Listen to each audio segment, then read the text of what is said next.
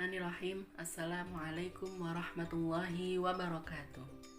Alhamdulillahirabbil alamin. Assalatu wassalamu ala asyrafil anbiya'i wal mursalin wa ala alihi wa sahbihi ajma'in. Amma ba'du. Perkenalkan, nama saya Intan Iza Rohimah.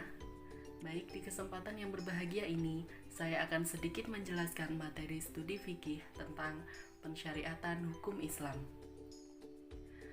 Nah, sedikit saya tekankan kembali bahwa Islam adalah agama dan cara hidup berdasarkan syariat Allah yang terkandung dalam kitab Al-Quran dan sunnah Rasulullah.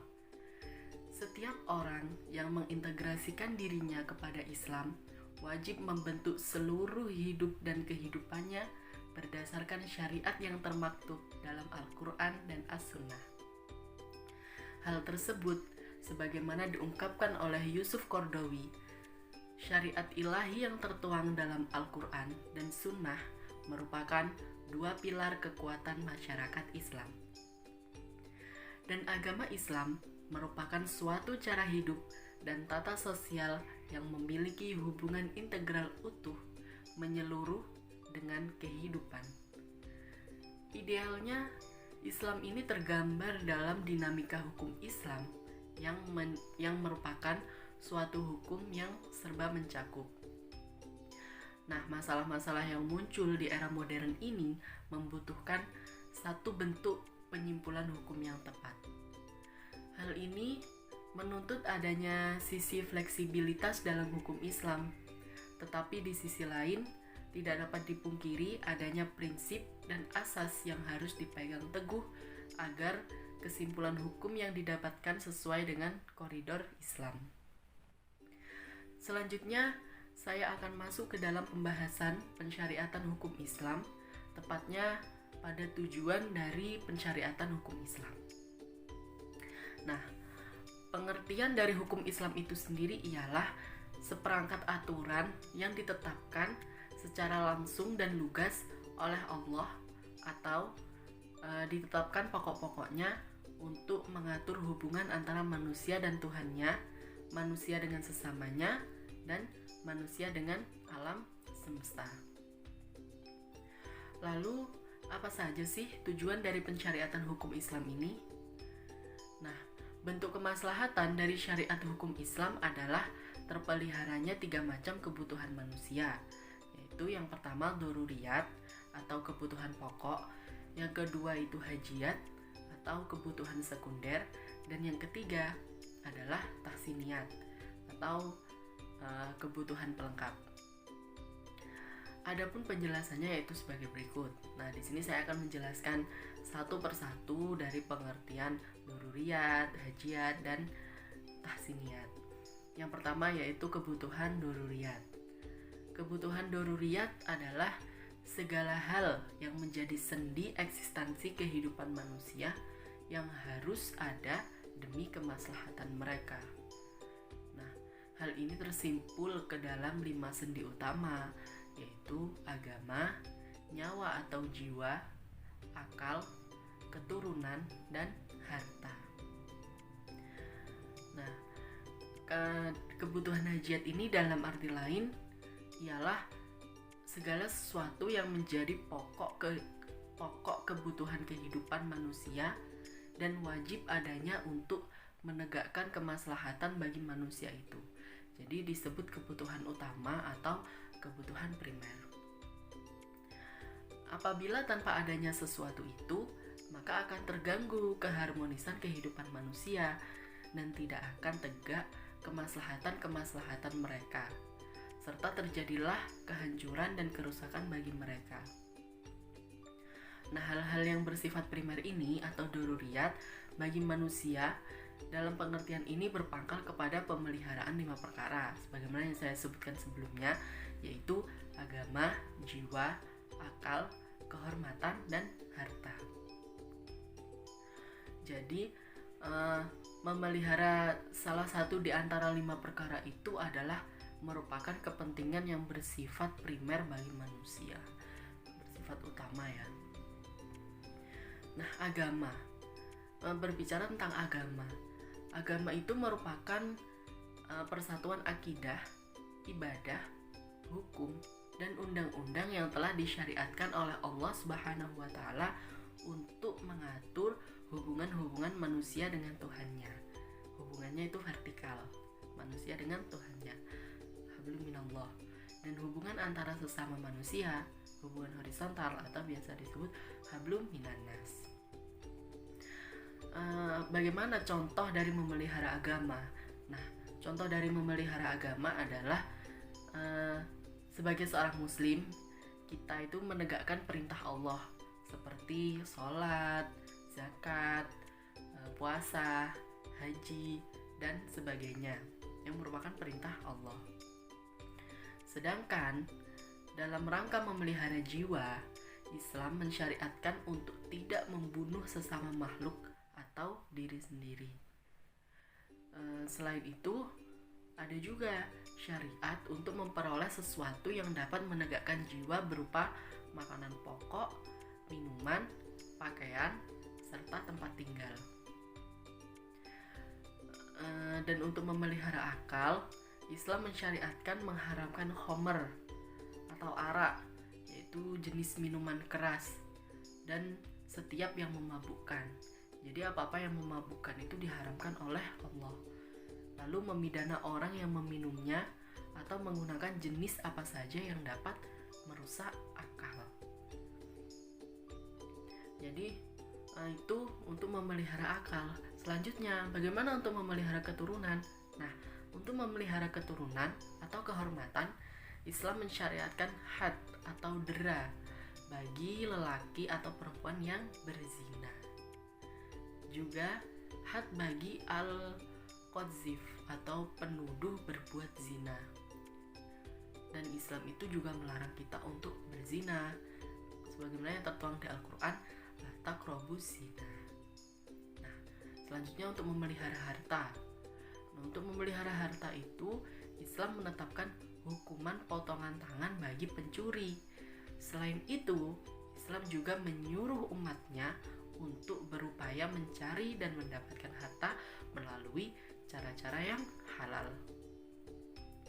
Islam juga memberi had atau dera kepada pencuri lelaki atau perempuan, juga mengharamkan penipuan, khianat, dan memakan harta manusia secara batil. Dengan demikian, jelaslah bahwa Islam itu mensyariatkan beberapa hukum dalam berbagai bab ibadah, muamalah, dan ukubah atau pidana, dengan tujuan menjamin keperluan pokok manusia dengan cara mewujudkan, memelihara, dan menjaganya. Nah, itu adalah seputar kebutuhan primer atau kebutuhan utama, daruriyat. Lalu kebutuhan yang kedua, nah apa sih kebutuhan yang kedua? Yaitu kebutuhan hajiat. Kebutuhan hajiat itu adalah segala sesuatu yang sangat dihajatkan oleh manusia untuk menghilangkan kesulitan dan menolak segala halangan. Artinya bagaimana?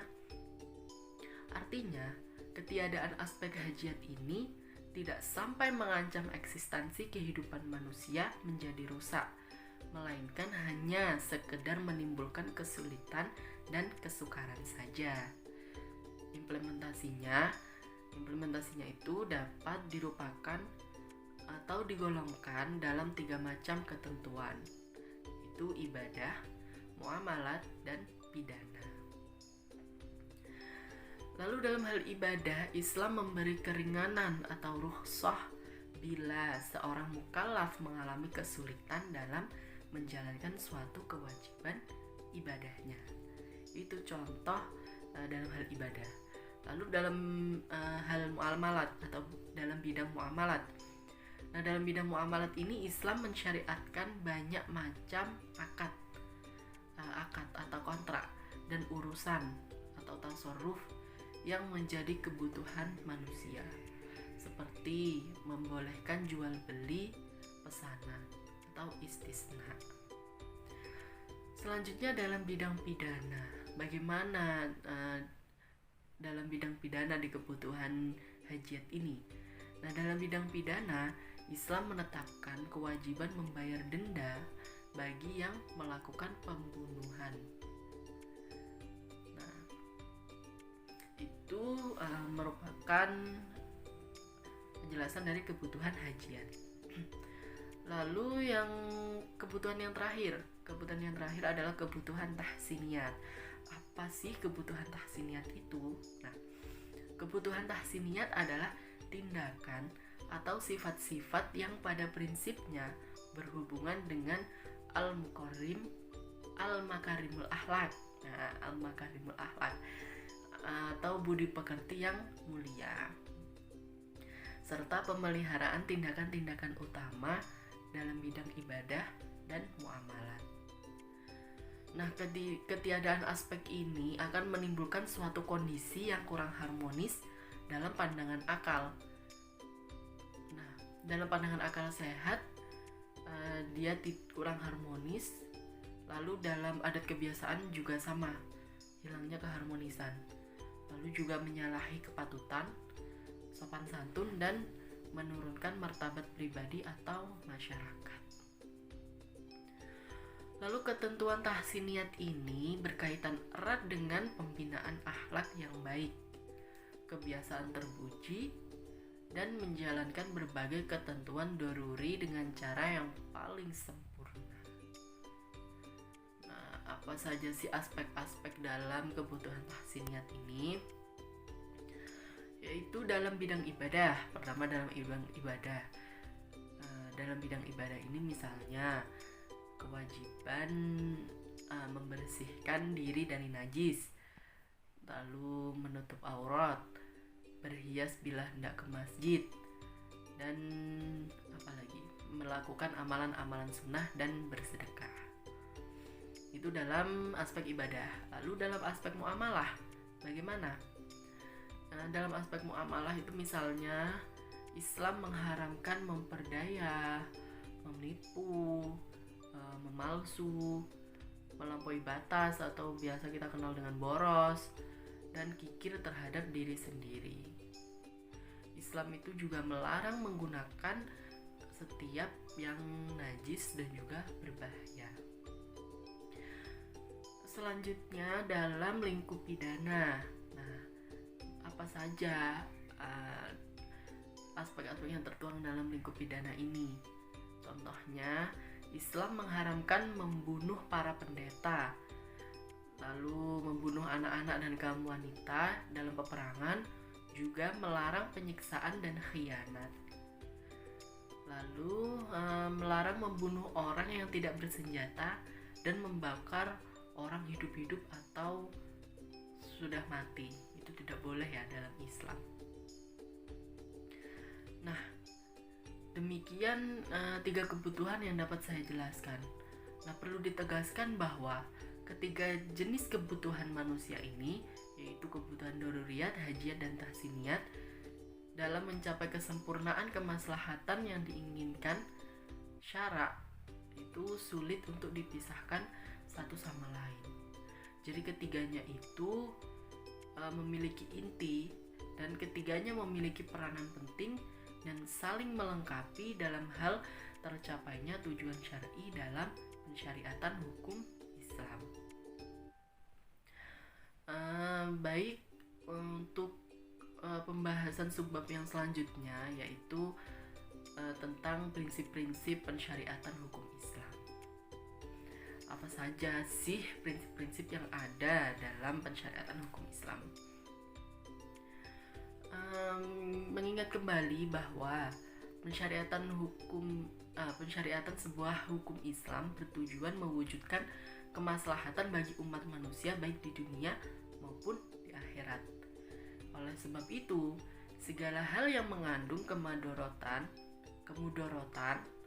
atau yang berbahaya, istilahnya seperti itu harus dihindari dan dicegah. Lalu secara umum untuk prinsip-prinsip yang menjadi landasan pensyariatan hukum Islam itu dikelompokkan dalam 2 hal. Di sini saya akan menjelaskan satu persatu. Yang pertama yaitu meraih kemaslahatan dan menolak kemafsadatan. Ulama itu menyimpulkan bahwa prinsip ini, meraih kemaslahatan dan menolak kemafsadatan, adalah inti. Jadi inti atau prinsip paling utama dalam pensyariatan hukum Islam. Karena itulah syariat Islam diturunkan Allah untuk mengatur supaya seluruh perilaku manusia berdampak pada kemaslahatan mereka di dunia maupun di akhirat. Dalam mencapai kemaslahatan itu ada 3 tingkatan yang harus diperhatikan. Apa saja tingkatan itu? Yaitu kemaslahatan pada yang diperbolehkan atau mubah. Lalu yang kedua, kemaslahatan pada yang dianjurkan, mandub atau sunnah.